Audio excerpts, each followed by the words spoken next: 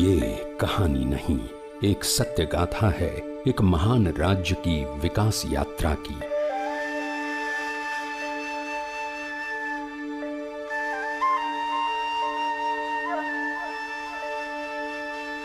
आधुनिक महाराष्ट्र के शिल्पकार यशवंतराव जी चव्हाण का जन्म 12 मार्च 1913 को पुराने सातारा जिले के देवराष्ट्री गांव में हुआ था।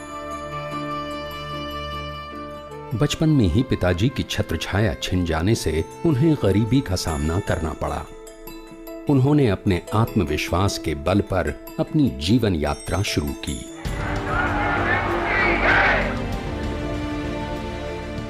राष्ट्रपिता महात्मा गांधी के विचारों से प्रेरित होकर सन 1930 के असहयोग आंदोलन में सक्रिय भाग लिया और विद्यालय के प्रांगण के पेड़ पर तिरंगा फहराया। इसी कारण उन्हें कारावास भी हुआ।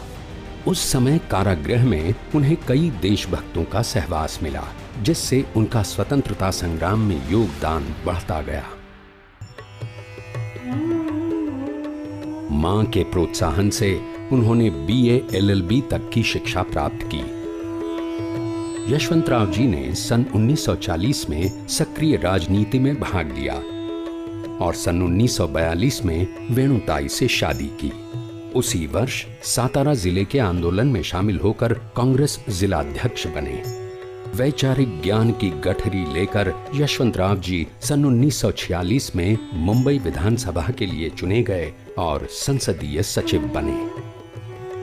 सन 1952 से सन 1955 के दौरान उन्होंने मंत्री के रूप में अलग अलग विभागों की बागडोर संभाली। 1 नवंबर 1956 में द्विभाषी मुंबई राज्य के वे मुख्यमंत्री बने। 1 मई 1960 को संयुक्त महाराष्ट्र राज्य निर्माण का मंगल कलश लाकर यशवंतराव जी ने महाराष्ट्र राज्य के प्रथम मुख्यमंत्री के रूप में शपथ ली। यशवंतराव बलवंतराव चव्हाण।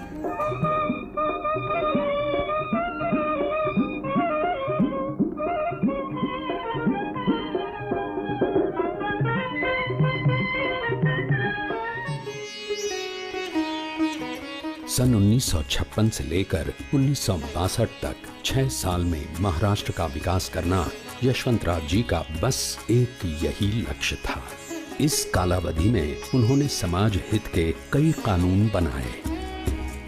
कृषि, औद्योगिक, सहकारिता तथा सिंचाई विभागों के कामकाज पर उन्होंने बल दिया।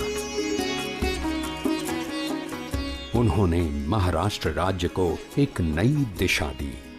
ग्रामीण विकास हो या शिक्षा की विस्तृत नींव, यशवंतराव जी कहीं भी पीछे नहीं रहे।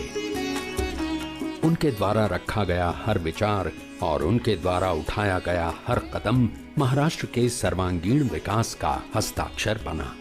उनके नेतृत्व में और उनकी प्रेरणा से महाराष्ट्र में कई सहकारी संस्थाएं गठित हुईं। 1 मई 1962 को जिला परिषद और पंचायत समितियों को गठित करके राज्य विकेंद्रीकरण का ऐतिहासिक कदम बढ़ाया गया और ये नीति देश ने भी स्वीकृत की। सन 1962 में हिमालय की रक्षा के लिए तत्कालीन प्रधानमंत्री पंडित जवाहरलाल नेहरू द्वारा बुलाए जाने पर देश के रक्षा मंत्री के रूप में दिल्ली में पदभार संभाला। महाराष्ट्राचा परिवार धावला वीर यशवंत आमचा प्यार।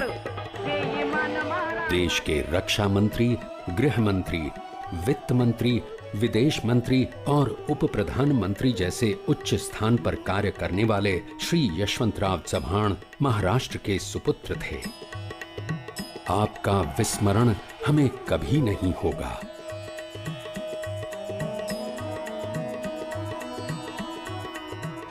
श्री यशवंतराव चव्हाण अध्ययनशील, विचारवंत, लोकतंत्र के सच्चे समर्थक, मानवतावादी, व्यापक दृष्टिकोण रखने वाले, मुत्सद्दी, राष्ट्रीय तथा जागतिक राजनीति के उत्तम जानकार, जनमानस के एक कर्मनिष्ठ नेता थे। This is the one most important thing that we have to understand. One can be very certain of himself, but unless one presumes that it is quite possible that the other man is also right. There is no possibility of having any dialogue. And democracy in a sense means a process of carrying dialogue. Dialogue between the father and the son. Dialogue between the neighbor and neighbor. Dialogue between master and employee. Dialogue between the teacher and the student. Dialogue between the judge and the lawyer. Dialogue between the rulers and ruled.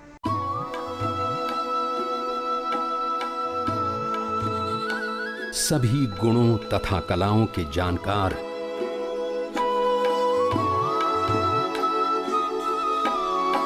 और एक बहुगुण संपन्न व्यक्तित्व वाले थे। उन्होंने जीवन भर लोगों को जोड़ने की राजनीति की, तोड़ने की नहीं।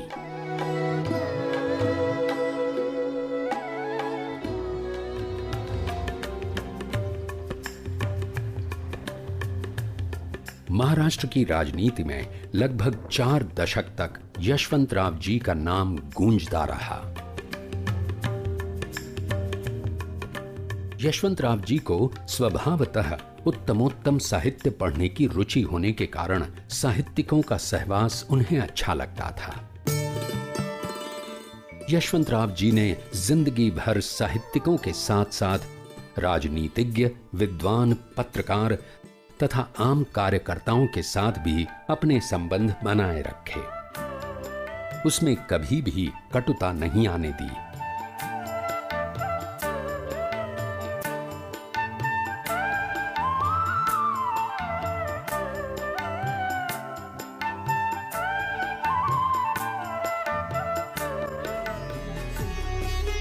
और वे अपने जीवन में राजनीति में एवं समाज कार्य में आनंददायी व्यक्ति के रूप में जीते रहे।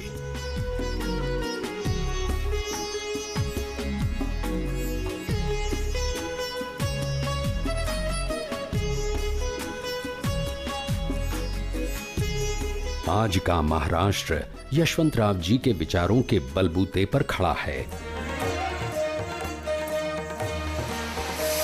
तथा प्रगति पथ पर है। उनके पुरोगामी निर्णयों के कारण ही लोकतंत्र के संवर्धन का काम चल रहा है।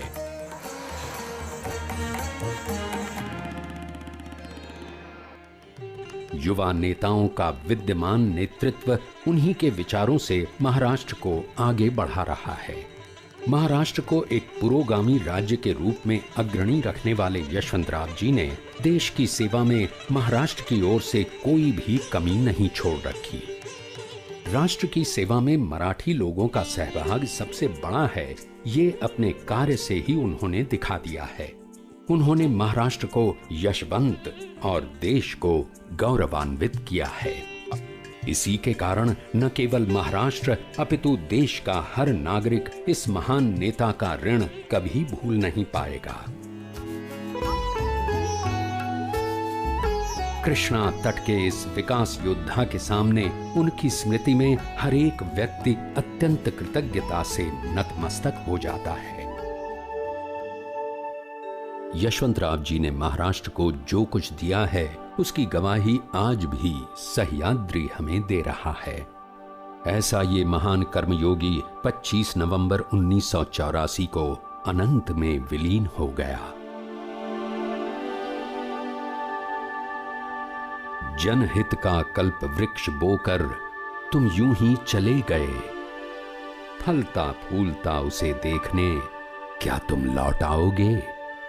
चले गए आप और आपका नाम बना जैसे ईश्वर, कृष्णा तट पर घर आपका काशी जैसा तीर्थ बन गया आज।